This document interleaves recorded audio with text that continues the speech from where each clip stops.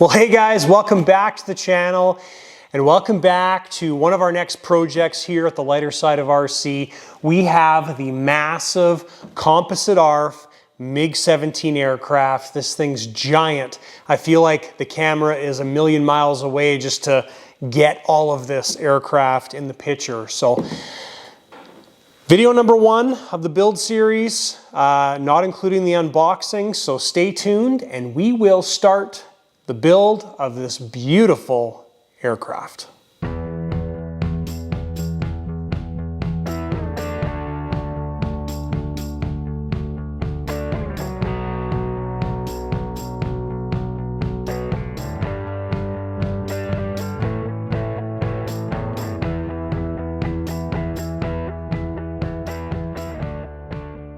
All right guys, if you didn't see the unboxing of this aircraft, I'll put a link down below. It is amazing. You really, if you want to fully appreciate this build, I would suggest very strongly watching the unboxing video because there's a lot of little tiny details on this aircraft that make it absolutely outstanding. So anyways, first part of any build series I like to do is go over all the equipment that we're going to be installing in this aircraft. So I'm going to gather all those parts up. We're going to lay them out. We are still waiting on the light system from Unilight. That's part of the package, and also the cockpit as well too. We're waiting on that as well. We've got everything else I think pretty much in stock. So anyways, let's gather those parts together and we'll take a look at them. Alrighty, so we've got a few of the basic items laid out on the table here. We'll start off with the power plant. So we're putting a Swiwin 240 engine in this aircraft.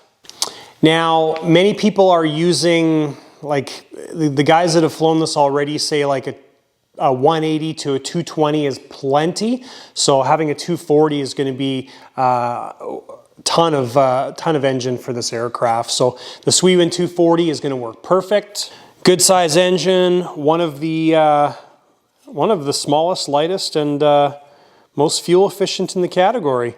It's a great engine, runs really, really well, and I'll say that from experience. So this is the power plant for the aircraft.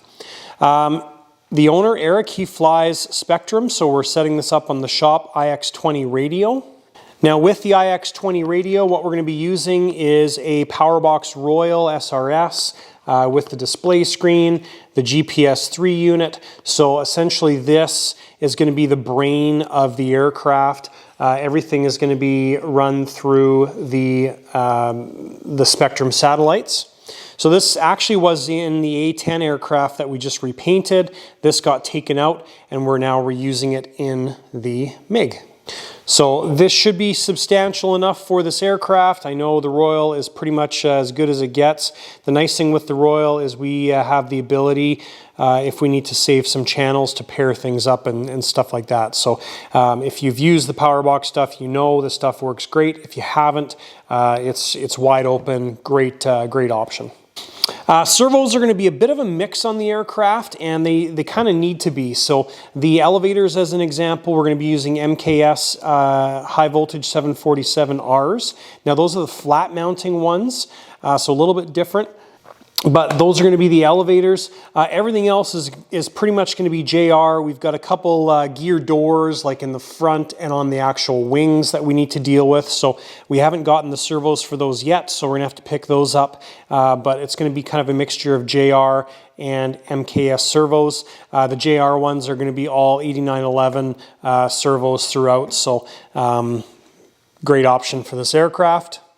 Now the landing gear in the aircraft was already installed by CARF. That was part of the package, and the running change on this aircraft is they used to supply the GS200 controller with the built-in screen, and they've actually upgraded the landing gear for this aircraft and made it a requirement to go to the GS200 Professional series. So the landing gear in this aircraft is actually it's red and black, and this is the screen that, or the controller that goes with it. So different plugs here, I think they're MR30s or ER30s or something, but anyways, heavier gauge plugs, more power, more torque, all that kind of stuff with the landing gear. So that's the brain for the landing gear setup.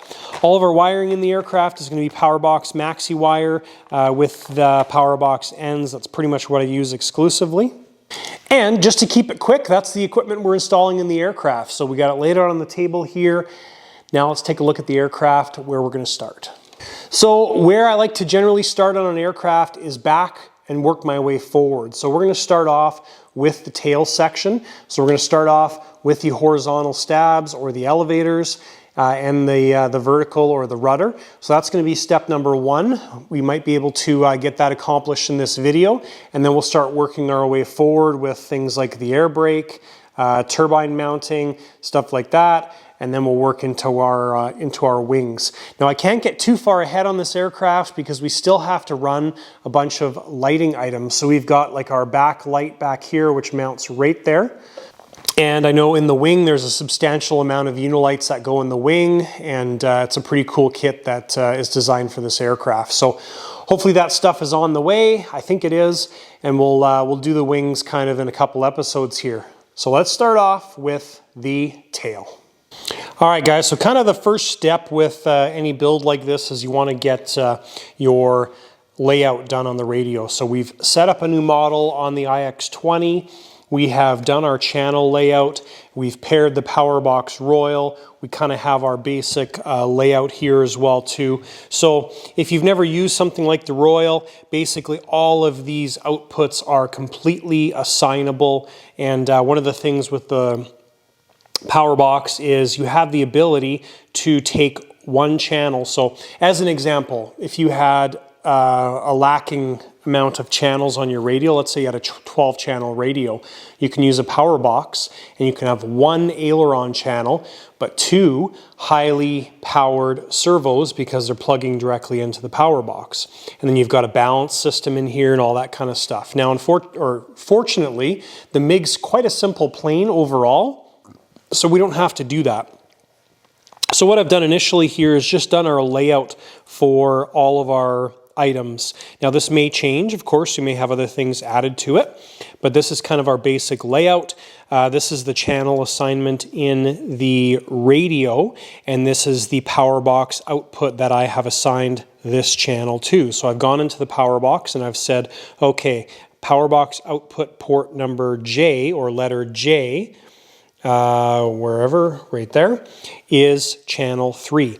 Now we've got some of them like our gyro on and off.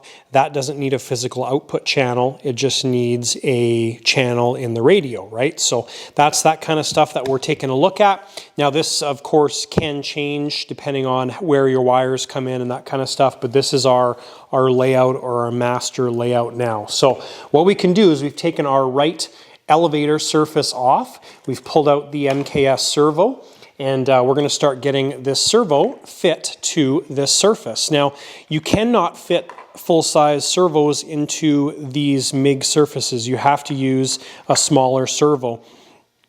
Now, I've gone with the 747Rs because we can screw those right down into this structure right here, and it should work fairly well. We've got to do a bit of sanding to make this all fit, but also the path that this works in is you've got your servo arm facing this way, your linkage coming up, and so you just got to think about that when you're putting this together. It's a bit of a unique system. You don't have the arm coming out of the surface and going like this. So it's a little bit different, but step number one here is we're going to have to do some sanding to figure out exactly how we're fitting this servo into that spot. All right, so this is actually a great servo setup. The stock setup is the thin wing servos, I think they're called, with the the slots that go this way. The nice thing about this MKS servo is you can see that they go this way, so we're able just to bolt that right down. Now actually, this fit perfectly in there without doing any adjustments, so I just tip the servo, boom, pops in, perfect socket size, good lineup on it as well too. Really, thank you Trusty, I need your help here. Really the only thing that we actually need to do is we need to open up this gap a little bit because there's not enough room for our the CARF clevis here to actually fit through. But so this is what we're looking for with the setup here. So you can see our angle. This servo I just took out and laid like this, and so up elevator does that motion right there. So gonna work good. Also, we're using the stock servo arm, which is and it's cut down as well too. So we've got lots of force there with this servo, and this is going to be a great setup. Now the MKS servos, they come with these nice wood screws. We may go with something just a little bit longer to make sure we get lots of bite into that wood, but yeah, this is awesome. So we're going to open this this gap up a little bit. And of course, we will also have to open up the gap a little bit on the door itself in order to make this this actually have enough room to work. So we're going to do that, and we can get the servo installed. All right, guys, so we've got this all hooked up and went together actually quite well. I had to open this up quite a substantial amount to allow enough space for the pin to actually pass through there. Now we still have the little keepers to install on the pin right there. So a couple important points here. I've used Loctite on the actual threads on the clevises, and we've also done up the nuts a little bit. Really short linkage. The amount of travel that we're getting on this is about 1.25 inches, and I think 1 inch is the goal. So we're doing pretty good as far as travel goes, and everything looks like it's going to work wonderfully. Other thing too is the path for the servo lead. We're going to finish routing that this way, and it comes down and through the little square opening there. So it shouldn't interfere with any of the linkages because we've got a nice space underneath. So we'll just make sure that we get that fastened in place, and I'll get that done and show you guys the final result here. All right, so both elevators have been completed. Now what we're going to do as a last step before we put the cover plates on here is we mixed up some 9462 high sol, and we're just going to put this on the back side of that servo as I mentioned. And again, if that ever needs to come out, a soldering gun and a nice skinny tip should be perfect. And I guess we'll call this a tip time, and this tip time is not brought to you by Trusty Bent Screwdriver. In fact, this tip time is brought to you by Kelly in Montana. So thank you, Kelly, for this tip time. Appreciate it. This is one of those things that in this situation, perfect solution to adding a little bit extra strength to holding the servo in place. All right, so that's basically all we need to do. We're not going to do all the way around the servo. So we've got the 2 screws in the front holding it. We've got the high sol in the back. That is perfect. All right, so elevators are done, and just as a final step here, this really isn't needed because we've got this servo fastened down very well. I've seen other guys in the CARF build thread or the MIG build thread do straps and things like that, pieces of wood. But because we've got our servo bolted down, our high sol in the back, all I did here was just add 1 strip of servo tape. This is the Dubro servo tape, leaving the blue stuff on, and that takes up the any sort of gap there. So when we bolt that servo cover down, it'll give nice pressure to the servo as well too. One more little piece of insurance. We're not going to pull the blue tape off. And next thing we're going to do is drill our holes and screw those down, and our horizontal stabs are done.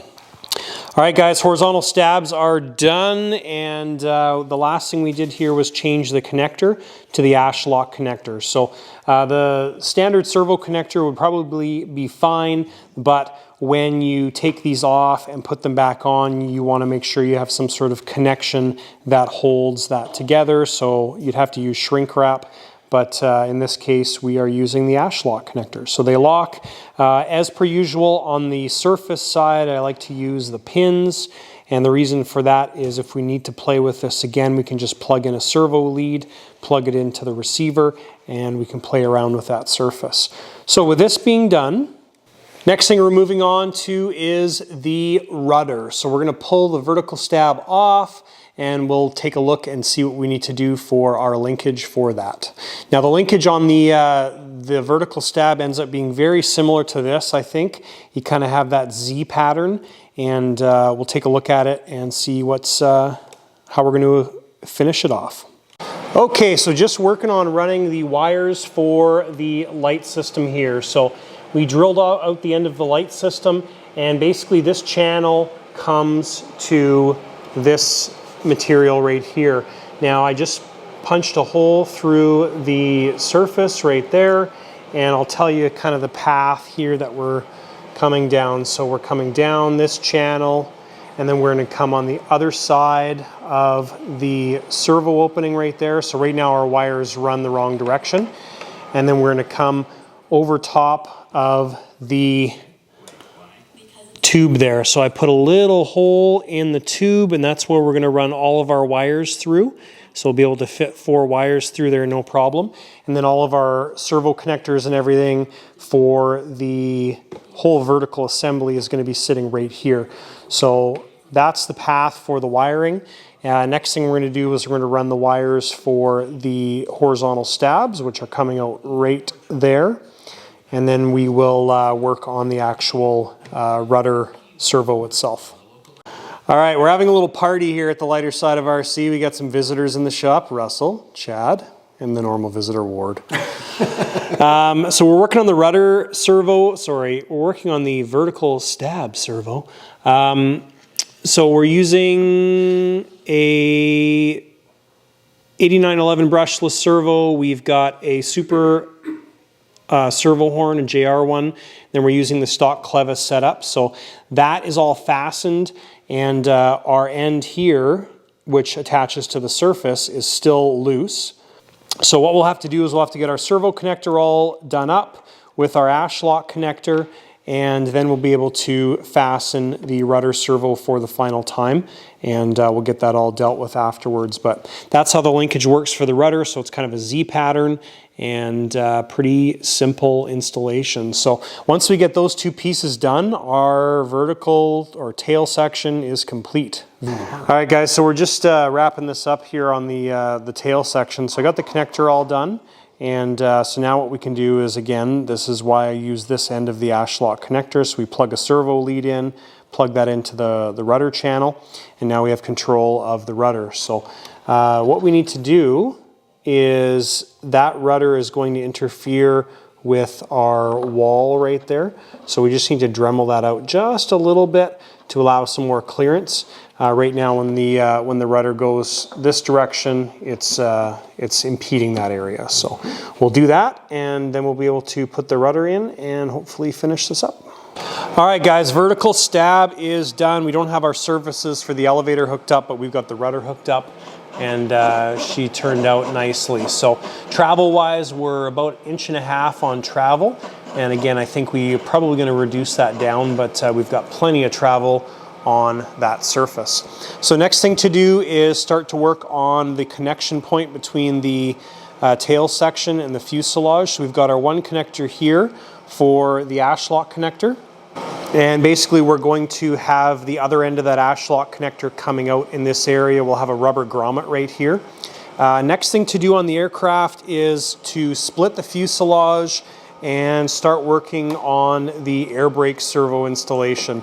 The air brake servos kind of sit, I think guessing sitting about here, I believe, and there's a mount that gets glued to the side of the fuselage. So that's gonna be the next thing we do on this video. So we need to separate the fuselage, probably pull the pipe out, and kind of get this rear end section down to bare bones. All right guys, so we've pulled the pipe out of the aircraft. You can see it back there, it's gone. This ring, I think, pretty much needs to come out in order to get the pipe out of the aircraft. And anyways, the pipe is out and it's sitting right over there. All right, and beautiful quality on the pipe. This pipe is very, very impressive.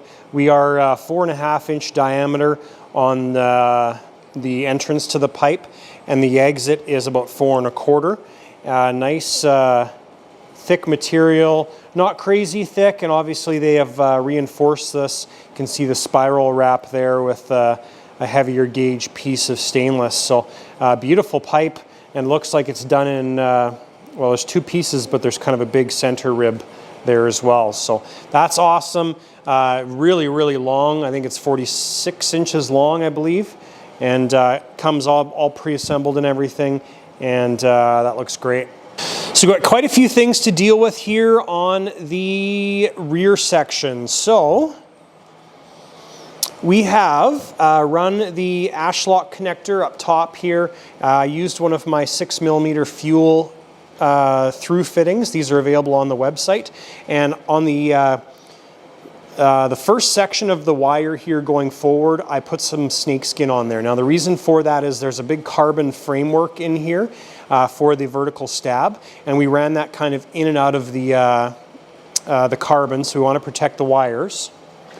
And then there's a former about this location, so the snakeskin comes to this former, and then after that, you can see there we are just the exposed wire. So we're going to run the wires to the front section here on one side, and those wires are going to have another connector over here, and we want to run that on top of the wing tube because of the tanks and everything that's sitting in this location. So you got your turbine sitting here, your pipe sitting right there, your fuel tanks all in this location. So my suggestion is to run those wires up top. Now we also have more lighting to think about for this aircraft too, so that's something else to think about. So we're going to run our lighting controller for the afterburners in this location. I think we're going to have the controller unit sitting back here with the leads going backwards, and then we're going to have another plug-in with the power and signal and everything supplying the afterburner control ring controller in that location. So that's pretty much the wiring that needs to happen in the tail section. Now there's quite a few things going on here. Also the air brake, really cool removal system. So there's two pins that hold the air brake in. You can see one right there, and those pins come up through this carbon tube. Now there's a carbon flapper in here, right there. And what you do is you lift that carbon flapper, pull the pins towards the center, and then you can pull the air brake out nice and easily. And then when you push those pins back in, the carbon flapper is going to hold those pins to the outside. And a great system for getting those air brakes connected. Good job, CARF, on that. And you can see right there with the hole, that's the carbon flapper. So really cool idea. So at the time of filming this video, there is no instruction manual for the MIG. There is the build thread on RC Universe, which has a bunch of great information. So that's kind of the stuff that we're following. Next thing I'm going to think about, there's kind of a bunch of things that we need to kind of do here. So we need to pull this, the scale exhaust setup here out. Now there's a couple screws, or 4 screws I think, holding it in there, accessible in between the scale exhaust and the fuselage, so it's kind of tight in there. But we want to get these guys out, and this piece needs to get installed up top there. So that's why we need to get this out in order to allow access for that. So that's kind of one of the things we need to do. Other thing we need to do is assemble the air brake servo system. So this is part of the system, all the wood structure, and all of the hardware and everything are right here. We've got our carbon arms or extensions to assemble. So there's kind of a lot of things going on with this air brake. So that's going to be one of the other main things that we're going to do here in the last part of this video. All right, so just getting the air brake servo set up here. I don't know if these are exactly if they're mirror images like that or whatever, but anyways, this is air brake off, that's halfway, and that's air brake full. So we've got that kind of sort of figured out. Next thing we have to do is assemble the air brake mounts. Now we're going to have to open these pieces up just a little bit because the 8911 JR servos don't quite fit in here, so we need to take a little bit of this material off the back. Not much, just a couple paper widths, but that's the next step, is we're going to put these mounts together. Okay, so here is the completed servo mounts. These haven't been sanded yet to fit the fuselage. It's going to require a little bit of rounding on the top and the bottom to make it fit the fuselage well. But one of the things, I think in my last clips, one of the things I showed was having the air brake extended with this arm straight up and down. Now that's not going to be correct or the best practice. The best practice is basically air brake closed, air brake open, like this, so that arm is going to end up in line with the servo arm. Now that would be just like you would try to achieve on flaps like this, so that the servo is not holding the air brake force when it's fully open. So just keep that in mind if you're building this plane. It's kind of common practice or good practice for most things. So these are done. Servo arms aren't installed yet because I need to make sure they're moving the right direction and travel and all that stuff. What I need to do next is get the push rods put together. So you basically glue a section of 3mm rod in each end of the carbon rod here. We're shooting for an overall distance of 60 centimeters or 600 millimeters.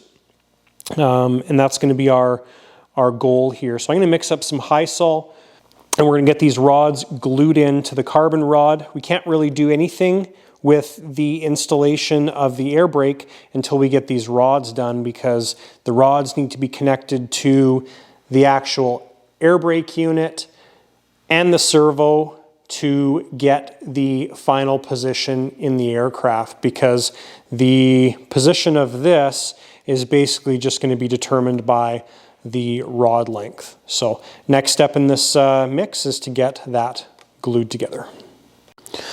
All right, so we've got our servos set up here. I'll just show you exactly what we're doing. This is the left side of the plane. So when we put this servo in, it's going to go in on the right from this perspective, but it is the left side of the plane because that's the aft end or back end of the plane. So you can see here we've got the servos both moving the same direction, proportion, that kind of stuff. And like I said, the goal is to get everything in line when that servo's at full travel. So we've got our rods made up here as well too. They're just curing, so we've used high sol. So we've got a little bit of extension possibility on the ball joint. That's been screwed in all the way, and the clevis side we can go in or out. So we've got some adjustment there in both directions with the clevis. So we'll just let those cure and get finished. Okay, so next thing we're doing is we are going to get these blocks sanded down, and we're going to add a bit of a round profile to them. So all we're doing in this case is just holding them up against the fuselage and kind of just shaping this block as best as we can to make it fit the curve of the fuselage. Fortunately, the fuselage is so large that it's really got a big radius to it, so there really doesn't need to be a whole lot that's taken off, but that's the next step for the air brake. Okay, so while we're waiting for the carbon rods for the air brakes to cure, we're going to deal with this fairing that goes up here. So I've done some trimming on this thing already, trimmed the top a little bit, added the little cutouts on the sides right here, and then trimmed the length just slightly. And then I've also shortened the whole piece a little bit, and then added the cutouts on the side. So what we'll do now is we'll get this in place. Takes a little bit of finessing to get it in there, but and then we'll glue the sides, clamp it, and let that cure as well too. We had to remove the cone in order to get access to this whole area. It's a little bit tricky to get that out. You do need to use a regular screwdriver, small Phillips. If you're using like a multi-bit, this ends up being too wide. It actually doesn't fit. And then I've marked the top of the exhaust here. So to get it out, it's got to be turned a quarter of a turn. and then you're able to take it out. To put it back in, you got to put it in and then give it a quarter turn. You can see the little flanges on the exhaust there and the cutouts on the top and the bottom. So next step is we'll get this glued in place. All right, so the back heat shield piece has been glued in place, and we're just waiting for the high sol to cure. Now all the high sol that's oozing out off the side, we're just going to let that cure, and then we'll cut it off or grind it off. It won't be too bad. And we ended up using the 20-minute high sol. Part of the reason is just so it cures quicker, but it also cures kind of a gray silver color, so it matches the fuselage better. All right, and we got the wire fastened for the elevator and rudder, and so that comes down the fuselage. You can see the snake skin as it crosses over that carbon former out there, and then we've just used black electrical tape and some CA to hold that everything in place. And then as we come to the back section here, the hot section, the fuselage is sitting on its side right now. So as we come to the hot section here, the end of the pipe is going to be somewhere in this range. The end of the turbine is going to be somewhere in this range. So this is the, call it the danger zone. So we put some of this fireproof material tubing right there, and we'll do another piece on the other side. And that's going to ensure that the wire doesn't get scorched if there's ever a hot start or anything like that. And then we've got another piece of snakeskin coming to our 12-pin ash lock connector, and this is just as it goes through all these different carbon pieces in the fuselage joint and such. So the other thing we'll do now is we've tacked that in place with CA. We'll use some shoe goop to make sure it doesn't come loose. All right, I don't know if CARF does this on purpose or it's just because of the shipping and differences in altitude and stuff, but these tanks were pressurized. So when I undid one of the fittings here, the pressure came out, which is nice because we know that we don't have to check these tanks over for leaks, which is awesome. So what we're going to do though is we're going to pull the tanks out and check them all. And the reason for that is I just want to confirm that the fittings and everything on the inside of the tank, as far as the clunk and everything, are good, and I'm happy with it, and should be fine. Now the saddle tanks are pretty straightforward. So if you follow the fuel path or the fill path in reverse, we're going to be coming to this location here, coming out the upper vent lines. We go into the bottom of the upper tanks and then out to the vent. So there's no clunk actually in the saddle tanks. All right, and this is what the main fuel pickup looks like in the main tank. We've got a section of actual Tygon material. I already changed the zip tie that was holding the pickup on, and I put a piece of safety wire on. I kept this one just so you could see. But so I would suggest changing this. Either using safety wire or a little piece of Tygon, and spreading the Tygon over top and making a double layer also works as well too. But in this case we'll just use the safety wire because it's a decent setup. So otherwise, nice setup from CARF, and I like these fittings, they look good. If we were putting a bigger turbine in, I would probably go with a different setup, but looks like nice fittings. There's an O-ring seal on there as well. So. And obviously it held pressure because during the entire journey it stayed pressurized. So we'll change this piece of zip tie to tie wire, and we'll put this tank back together. And other thing to note is it looks like CARF also cleaned the tanks out. Part of the reason I wanted to pull the tanks is just to check and see if there's any dust and debris in there. And looks like they are spotless clean on the inside, so that is nice to see as well. All right, and I think the last thing in this video that we'll talk about is just the main tank here. So we put the tank back in, and we got the Swewen engine just kind of set in place. Basically just kind of seeing how everything fits, how everything lines up, that type of stuff. So one of the things we did here was just add some reflective foil tape, some duct tape, to the top and back side of the main tank.